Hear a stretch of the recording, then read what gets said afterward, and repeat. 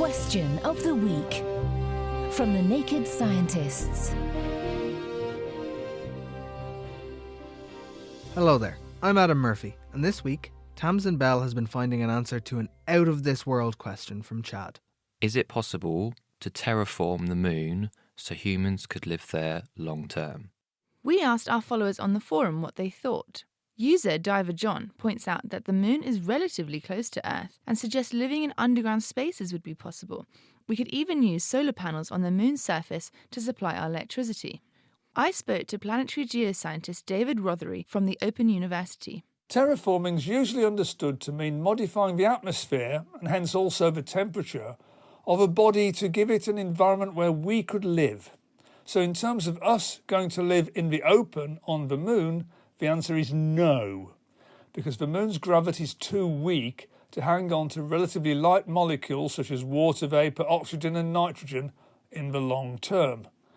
Even supposing you found a way to liberate enough of those gases at the moon's surface to give it a breathable atmosphere, you'd have to continually replenish it as it leaked away to space. So like all bad first-date restaurants on Earth, restaurants on the moon would have no atmosphere. It's not just the moon's weak gravity that's a problem. The moon has no magnetic field to deflect the solar wind, so this would always be eroding the top of the atmosphere. The closest we might one day come to a terraformed environment on the moon might be inside a large, transparent and leak-proof dome.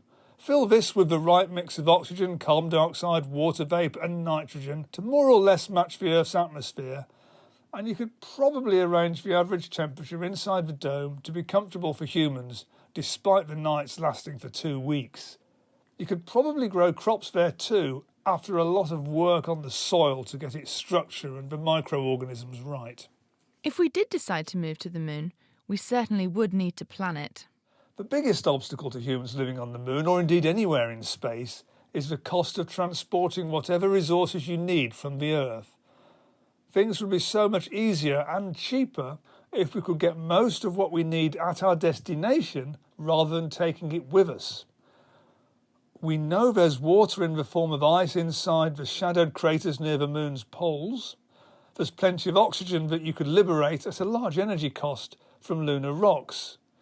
Carbon and nitrogen might not be so easy to come by though, so we might need to depend on the Earth for quite a while. Thanks for bringing us back down to Earth, David. Next time we'll be sticking to this one from Tom in Australia. Why is blue tack sticky? And thank you, Tamsin. But what do you think?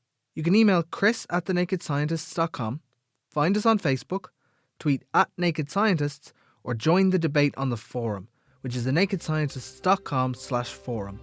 Thank you for listening, and until next time, goodbye.